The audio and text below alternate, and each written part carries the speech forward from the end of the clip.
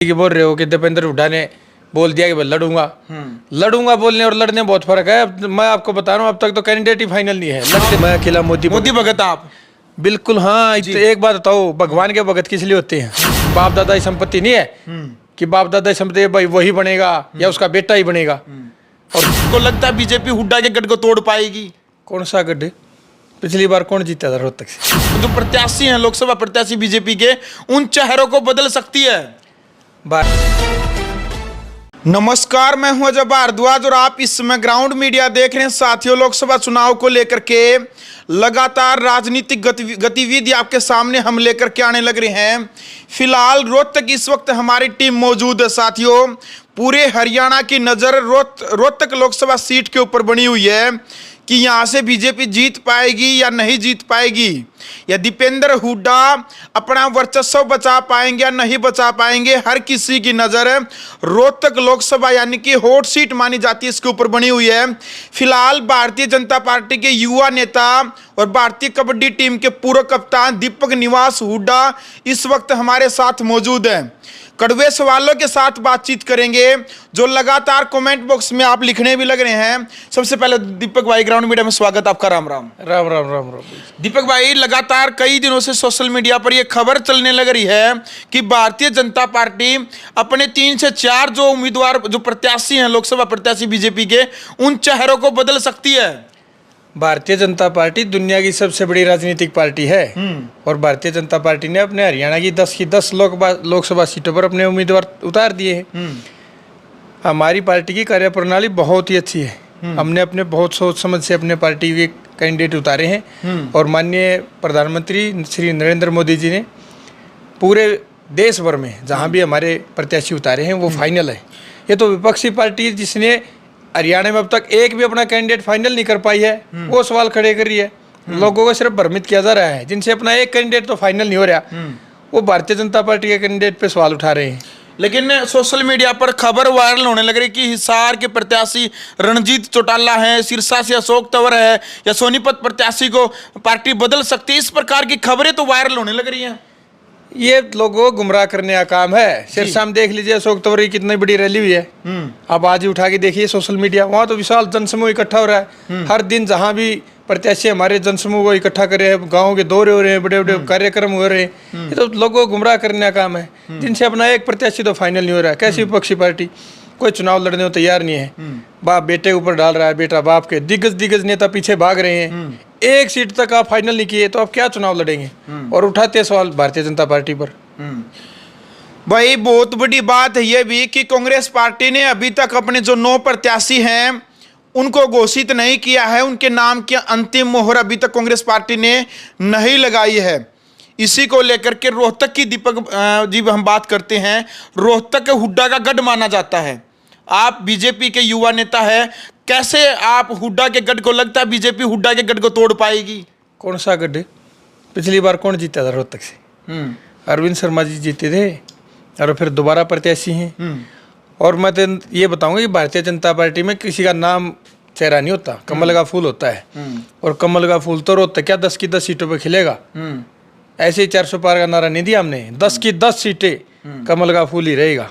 और गढ़ कैसे बोल सकते हैं हम जब पिछली बार आ रहा है? और इस बार तो मैं बता दूं आपको, कम से कम 50,000 वोट है तो लाखों का आंकड़ा। लेकिन जैसे लोग ये झूठी फैला रहे हैं ना, ये है वो है, हमें तो ये लगता है कि तकरीबन चुनाव नहीं लड़ेंगे सामने। आज बता रहा हूँ, दीपेंद्र हुड्डा ने तो खुला चैलेंज कर दिया कि बीजेपी की छुट्टी है, किसी को, हालांकि अरविंद शर्मा उतार दिया, लेकिन कह रहे हैं कि आप कितनी ताकत हो गए। दीपेंद्र हुड्डा का खुला चैलेंज कि हम यहां से जीतेंगे। भाई, एक चैलेंज देना, अब तक जब आपने टिकट फाइनल नहीं कर ली, कौन सा चैलेंज है? कह तो दिया दीपेंद्र हुड्डा खुद, मैं कह दिया एक सीट ना कट गई है। कहते दो हमारे 10 कैंडिडेट आ लिए भारतीय जनता पार्टी के हरियाणा के, एक भी ना आ लिया। कहने तक ये है। आपने 5-6 दिन पहले भूपेंद्र सिंह हुड्डा बयान भी देखा था, उन्होंने तो क्लियर मना कर दिया था। अब आप दीपेंद्र जी की बोल रहे हो कि दीपेंद्र हुड्डा ने बोल दिया कि मैं लड़ूंगा बोलने और लड़ने में बहुत फर्क है। मैं आपको बता रहा हूँ, अब तक तो कैंडिडेट ही फाइनल नहीं है। लड़ लेता हूँ। क्या लगता है दीपेंद्र हुड्डा कोई यहाँ से चुनाव नहीं लड़ेंगे, किसी और को ही उतारेंगे? हमें उनका नहीं पता, हमें अपनी पार्टियां पता है जी। लड़े ना लड़े, लेकिन ये तो सच्चाई है हमारे बोलने की नहीं। सारे हरियाणा सारे देश को पता, अब तक एक कैंडिडेट फाइनल नहीं हुआ उनसे, क्या चुनाव लड़ेंगे? और लड़ ले, हम तो तैयार बैठे हैं, लाखों में हार होनी है। डर तो उन न लग रहा है ना, तब तो कैंडिडेट फाइनल ना हो। ऐसे बातों में लोगों को गुमराह करने का गढ़ बता रखा है। जब इतना ही मानते हो अपना गढ़ है तो अब तक तो उतर जाओ मैदान में। लेकिन दीपक जी, आप कह रहे हैं कि अरविंद शर्मा पिछली बार जीते थे, लेकिन जब हम लोगों से मिल रहे हैं, दीपेंद्र हुड्डा के जो समर्थक है उनका कहना है, उनकी नाराजगी है कि पिछली बार दीपेंद्र हुड्डा हारे नहीं, उनको हराया गया है, जानबूझ करके गड़बड़ की गई है। वो कह रहे हैं कि अब की बार गड़बड़ नहीं होने देंगे। देखो, एक तो जो आदमी ये समझता है ना कि मेरा एक गढ़ है या उसके बाप दाता ही संपत्ति समझ लेता है कि भाई मैं यहाँ से हारू नहीं गा, मैं जीतना चाहिए, जो हारता है तो बौखला भी जाता है। और उसके समर्थक तो बोलते ही हैं। कोई आदमी अपने आप में नहीं चुनता, कोई राजा है वो अपने आप में नहीं हो जाता कि मैं राजा, उसको प्रजा चुनती है। ठीक है। लोकतंत्र है, प्रजा का काम है, जनता ने वोट दी है, जनता ने फैसला दिया था, इतनी वोट ये बोल रहे बोले इतनी कर दी इतनी कर दी। सबसे ज्यादा तो ये भी बात है कि किलोई विधानसभा सबसे ज्यादा बूथ कैप्चरिंग कांग्रेस ने की, हुड्डा परिवार ने करवाई। Booth capturing? हाँ, जैसे आप बोल रहे हैं कि गड़बड़ हुई, इतनी भी आएगी इन्होंने बूथ कैप्चरिंग तो कर दी। ये तो मैं बातें बता रहा हूँ आपको, ये नहीं है। जब जनता ने फैसला कर लिया, जनता ने वोट दी हैं, और लास्ट में जैसे आपने बोला कि काउंटिंग रुकी, तो बैलेट पेपर की जो वोट थी ना, वो काउंटिंग हुई थी। ये जनता ने इतनी वोट दे के हराया है, वो तो बौखला गए, बौखलाए हुए बोल रहे हैं, जिनको ये उम्मीद नहीं थी कि भाई हम हारेंगे। और ये तो भारतीय जनता पार्टी ने हमेशा ही ऐसा किया, इसलिए लोगों ने ईमानदारी से जीते थे।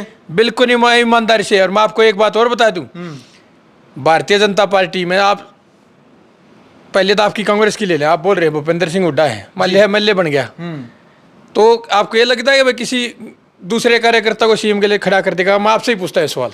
नहीं, ये तो हुड्डा समर्थक तो यही बोलते हैं भाई आने वाले समय हरियाणा मुख्यमंत्री भूपेंद्र सिंह हुड्डा ही होगा। ये आपने खुद जवाब दे दिया, जनता बोल रही है कि उनका बोलना ये है। पर उन्होंने मेहनत भी तो किया, संघर्ष भी किया ना कई सालों का। एक बात बताओ जी, अब आती है भारतीय जनता पार्टी की बात। भारतीय जनता पार्टी में अपना हर कार्यकर्ता एक कार्यकर्ता की तरह काम करता है। कोई बाप दादा की संपत्ति लेकर नहीं रुक ऐसे आवाज मारता कि भाई मैं मुख्यमंत्री रहूंगा और मैं ही हमेशा रहूंगा। हर एक कार्यकर्ता को किसी कोई बिना दावे करे मुख्यमंत्री बनता है। भारतीय जनता पार्टी अपने हर कार्यकर्ता को कहीं भी पहुंचा सकती, किसी के बाप दादा की संपत्ति नहीं बनाती। सबसे बड़ा उदाहरण आप 4 स्टेट के मुख्यमंत्री ले लो, हरियाणा में नायब सिंह सैनी ले लो, राजस्थान में भजनलाल जी ले लो, मध्य प्रदेश में मोहन जी ले लो।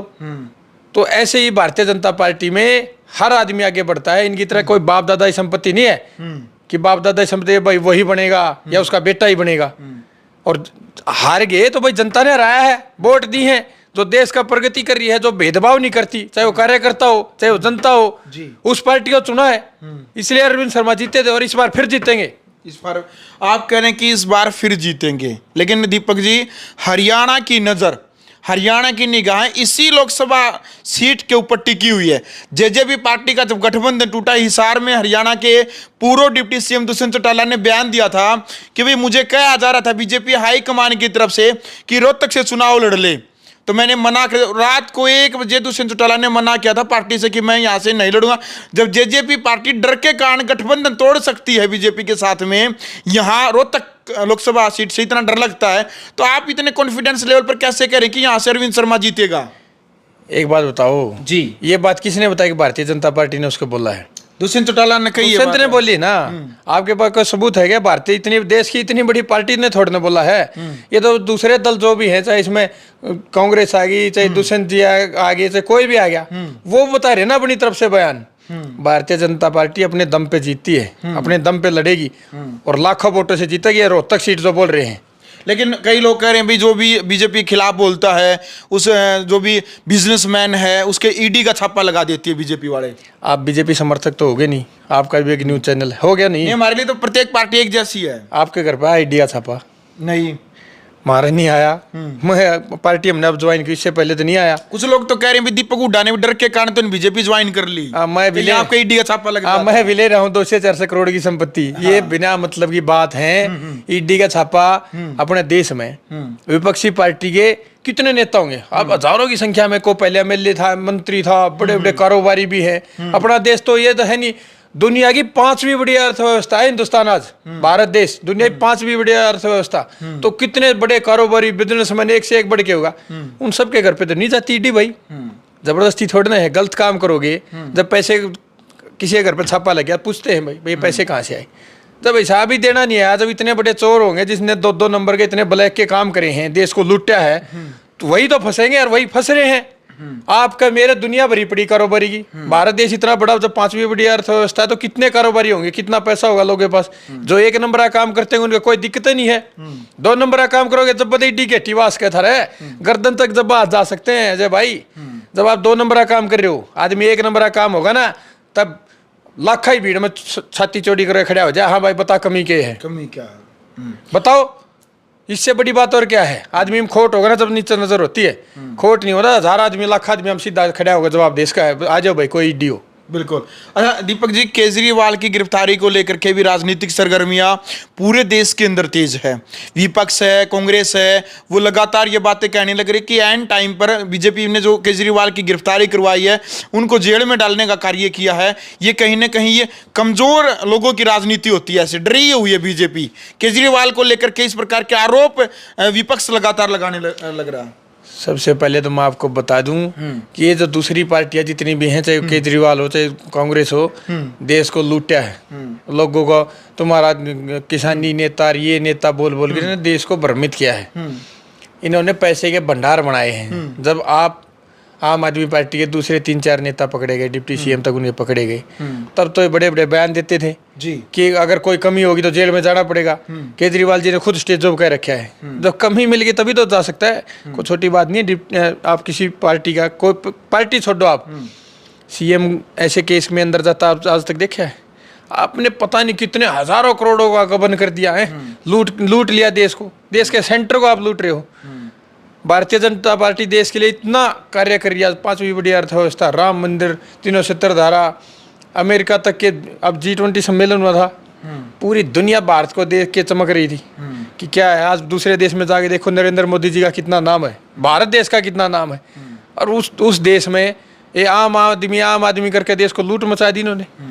ये इतने हजारों करोड़, 30-30 हजार, 40-40 हजार करोड़, 50-50 हजार करोड़ रुपया लूट ले हैं, तो फिर महंगाई, ये लोग जो आम जनता हमारी, हम इसमें सवाल उठाते हैं, तो महंगाई तो बढ़ेगी भाई। जब इतने हजारों करोड़ का गबन हो जाएगा तो चीज़ तो महंगी होगी। बिजली फ्री कर दी, पानी फ्री कर दिया, अरे तो देश का भट्ठा गोल कर दिया तुमने। आप 50-50 हजार करोड़ रुपये खा जाओ हो तो देश प्रगति क्यों करेगा। एक पार्टी भारतीय जनता पार्टी तो देश के लिए इतने बड़े बड़े कार्य कर रही है। आज इंफ्रास्ट्रक्चर देख लो, रोड्स देख लो। आज लोग कहेंगे आपके भाषण को सुन करके, आपके बयान को सुन करके लोग कहेंगे भैया तो पक्का मोदी भगत बन गया। बिल्कुल हाँ भाई, मैं अकेला मोदी भगत आप? बिल्कुल हाँ। एक बात बताओ, भगवान के भगत किस लिए होते हैं? भगवान को पूजते हम भाई, हमें ये श्रद्धा होती है कि भगवान हमारा भला करेंगे। भारत देश का तो भला मोदी जी से ज्यादा अच्छा किसने किया आज तक? 60 साल देश पर राज किया। तो उस कांग्रेस ने देश के लिए क्या किया? ये 10 साल ने कहाँ से कहाँ ला के रख दिया। मतलब खिलाड़ी था, हाँ खेल की बात कर लो जी। एशियन गेम्स 221 मेडल हैं एशियन गेम्स पर, एशियन गेम्स के मिला के। ओलंपिक चैंपियन आज हमारे देश के खिलाड़ी। अर्जुन अवार्डी हूँ मैं। पहले में और अब में दिन रात का फर्क है। मैं जब खेलना स्टार्ट किया था, प्राइवेट स्कूल में बच्चों पढ़ा कर, मतलब बता नहीं सकते किन दिन मत निकल गए थे। अब खेलो इंडिया, टॉप्स, OGQ, इतनी स्कीम चल रही हैं अजय भाई, बच्चा तो रह ही नहीं सकता कहीं भी। मैं एक मेडल आ जाओ कहीं, सीधी सरकारी नौकरी जी। हर खेल की लीग चलवा रखी है अपने देश में। क्यों? बच्चा पीछे रह ही नहीं सकता। और लाखों करोड़ों रुपए बोलिए लग रहे हैं उनको। तरक्की देखो आप देश की, तो इसलिए मोदी भगत। हाँ भाई, जब देश की तरक्की हो रही इसलिए। हाँ जी दीपक जी, सुनने में आया कि कल विधानसभा क्षेत्र महम के अंदर आप बाइक रैली निकाल रहे हैं नौजवान लड़कों के साथ में। क्या उद्देश्य है बाइक रैली का, और निकाल रहे हैं? हाँ बिल्कुल निकाल रहे हैं। कल हमारा भारतीय जनता पार्टी का स्थापना दिवस है 6 अप्रैल को, तो उसके उपलक्ष्य में भारतीय जनता पार्टी युवा मोर्चा और हम सब मिलकर, जितने भी युवा हैं महम के, तो काफ़ी हजारों की संख्या में बाइक रैली निकालेंगे और एक युवाओं में अच्छा मैसेज भी जाएगा उसका। कोई संदेश देना चाहेंगे कल की रैली को लेकर के? कल की रैली में यही कि जितने भी महम विधानसभा के युवा हमारे ज़्यादा से ज़्यादा संख्या में पहुँचे और हमारी इस ताकत में आप भी साथ जुड़ जाए, अपने देश को ताकतवर बनाए। क्योंकि अब देश तरक्की की तरफ बढ़ रहा है और भारतीय जनता पार्टी और माननीय नरेंद्र मोदी जी के नेतृत्व में जल्दी हमारा देश दुनिया की तीसरी बड़ी अर्थव्यवस्था बनने जा रहा है। जी, तो ये अफवाहें हैं भाई, जो दीपक जी कह रहे हैं कि भारतीय जनता पार्टी 10 उम्मीदवारों में से जो 3 से 4 की जो अफवाहें फैलाई जा रही है कि उम्मीदवारों को बदलने वाली है, दीपक जी कह रहे हैं कि भारतीय जनता पार्टी ने एक बार जो निर्णय ले लिया वो पत्थर की लकीर है। तो साथियों, दीपक हुड्डा को लेकर के आपने कमेंट बॉक्स में मर्यादित भाषा में अपनी राय रखनी है, और रोहतक लोकसभा सीट को लेकर के आपने अपनी राय रखनी है कि यहां से आपको क्या लगता है, हुड्डा परिवार की जीत होगी या फिर बीजेपी पार्टी की यहां से जीत होगी। वीडियो को शेयर करें, कमेंट बॉक्स में अपनी राय रखें। ग्राउंड मीडिया के लिए अपने कैमरामैन सुगिंजर के साथ मैं जब भारद्वाज। राष्ट्र निर्माण की जानकारी के लिए ग्राउंड मीडिया चैनल को सब्सक्राइब करें और शेयर करें।